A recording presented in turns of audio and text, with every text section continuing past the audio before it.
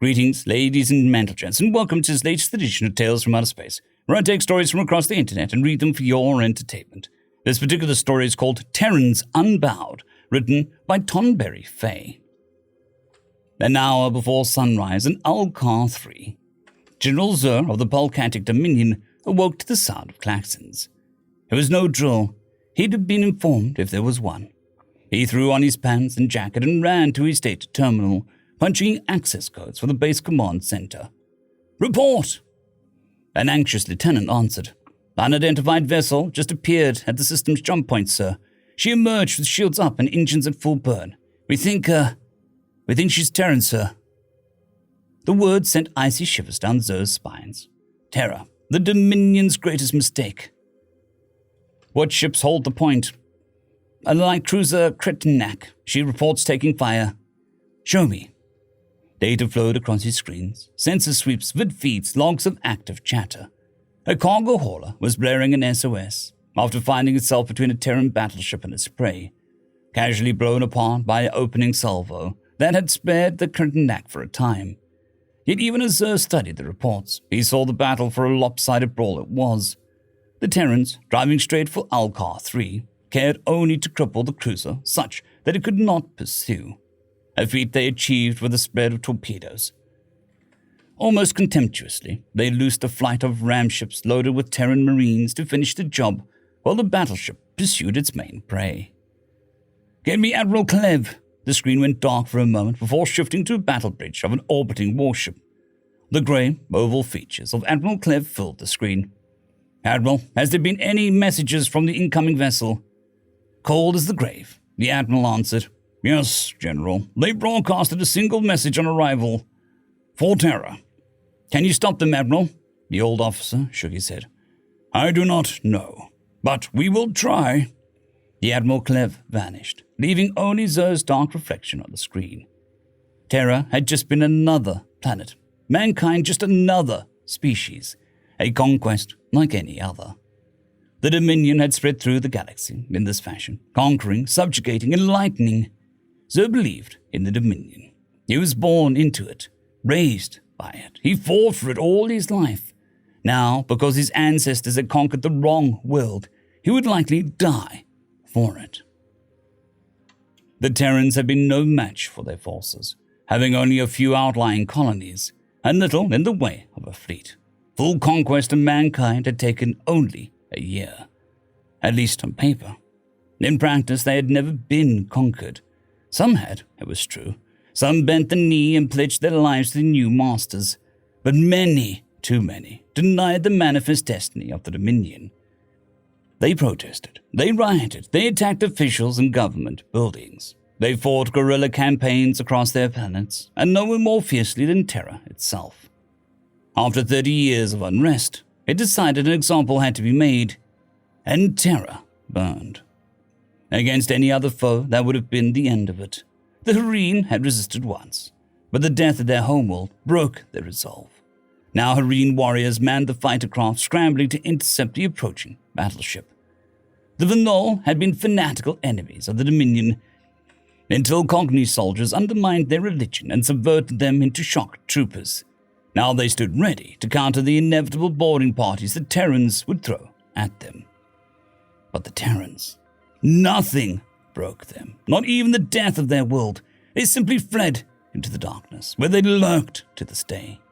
All anyone ever saw of them were raids like this, where a Terran warship or fleet of warships emerged from the darkness to rain fire and death upon the Dominion. No calls for surrender were made or acknowledged. No communications were made at all, bar their opening statement, "For Terra." Not even made as battle cry, or a mournful lamentation, or even a spit of rage. It was a blunt statement of fact. Ground forces were arrayed for all the good it would do. As many as could be brought to orbit were sent, found stations on ships, and rushed forwards in the hope that they might board the Terran battleship and take control.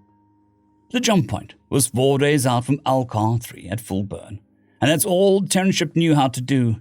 They cared nothing for secondary targets beyond what could be flung at them on the way past. They took no defensive actions and evaded little. These ram raids were running fleet battles against an assault ship built for the sole purpose of killing worlds.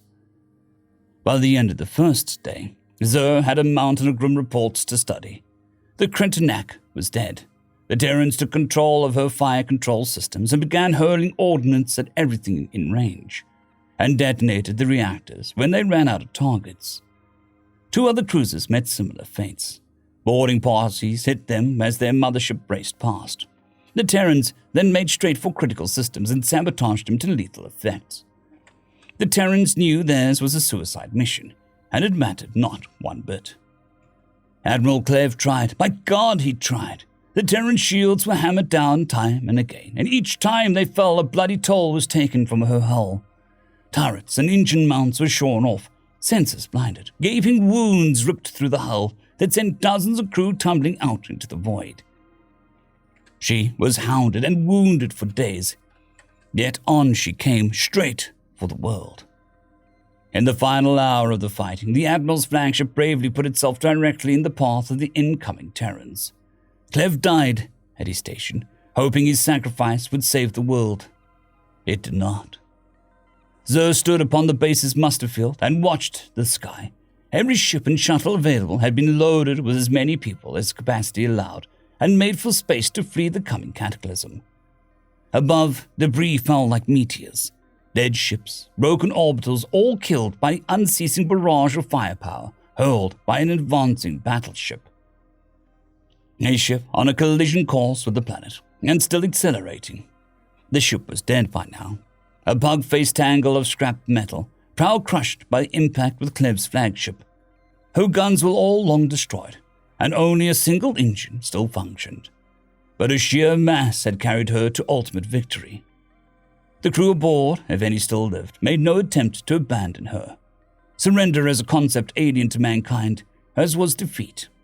Every battle against them now ended in the same way, with every Terran dead, having reaped an unfathomable cost in the process. He saw the streak of fire plunge down with the speed of a lightning bolt. Then came the mushroom cloud as the ship's antimatter drives exploded. The entire horizon was blinded white, forcing him to shield his eyes. Then came the shaking. He was 4,000 miles from the impact site, yet he felt the force of it, the death rattle of a world. Through violet after images, he peered at the horizon, now hellfire red. He watched a wall of darkness forming as the impact ripped up the planet's crust, pounding it into a wall of dust 100 miles high, and launched it out in all directions at 20 times the speed of sound. Zer had to admire that. Even the Dominion considered planet killers an act of absolute last resort. Now for the Terrans, it was a weapon of first resort. They had realized that they had more ships than the Dominion had planets, and in that lay a path to victory. Perhaps Zer thought if terror was returned to them, the war would end, but he doubted it. This wasn't about taking back a ruined world. This is about sending a message. The Dominion had shown the wind, and now they must reap the whirlwind.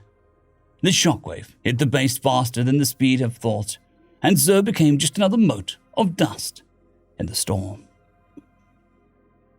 End of story. Story number 2, The Day I Learned the Term Professional Military, written by BareMinimumChef. In the entire galaxy, war is fought in a very standardized way. In fact, every war would be fought in 9 distinct phases in which only the first 5 are relevant to this little story of mine. In the first phase, there is no war. Here exists a mere dispute about something. This could be a border dispute, a trade dispute, or you don't like them. It could be anything really. It could, depending on your standing in the respective society and the power of the standing gives you, just being a fellow diplomat looking slightly funny at you. War is inherently stupid and silly. Therefore, the reasons they are fought are as such.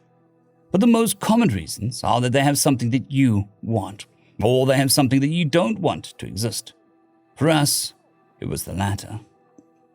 In the second phase of the war, there exists a conflict of some sort, but no diplomatic conversation yet. Humans would describe it as being butthurt. Basically, you are stewing either as a nation or as a sufficiently powerful individual in your wants and needs from the enemy, and will show it openly. Maybe through, and I am applying the powerful diplomat analogy here, voting always against a specific diplomat out of principle, ignoring him, making snarky remarks, or even show full-on non-violent hostility. In the third phase of the war, there is, usually instigated by the other party, a diplomatic discussion to resolve the issue in a non-violent way, through an apology or through admissions from the other party involved.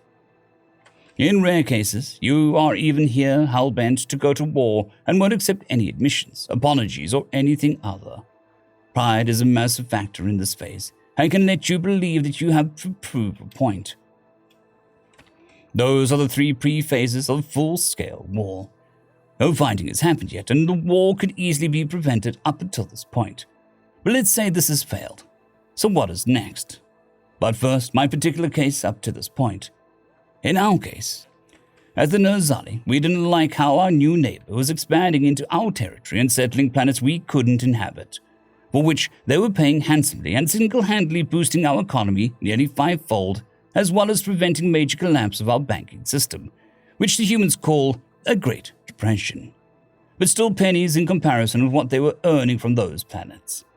The rough estimates of our bankers were that the humans paid us barely 5% of the earnings of those planets if they were to install industry on them. The minerals in the crusts alone would be worth 10 times more than what they were paying us for the right to settle and develop those planets. How dare these barely spaceflight-capable humans? We thought of them as utter cheapskates and portrayed them in our media as such, greedy liars that would get your offspring for a penny if you are not careful. Well, to be fair here, our estimates were off by quite a bit, and we didn't account for all the planets they only settled and did not develop.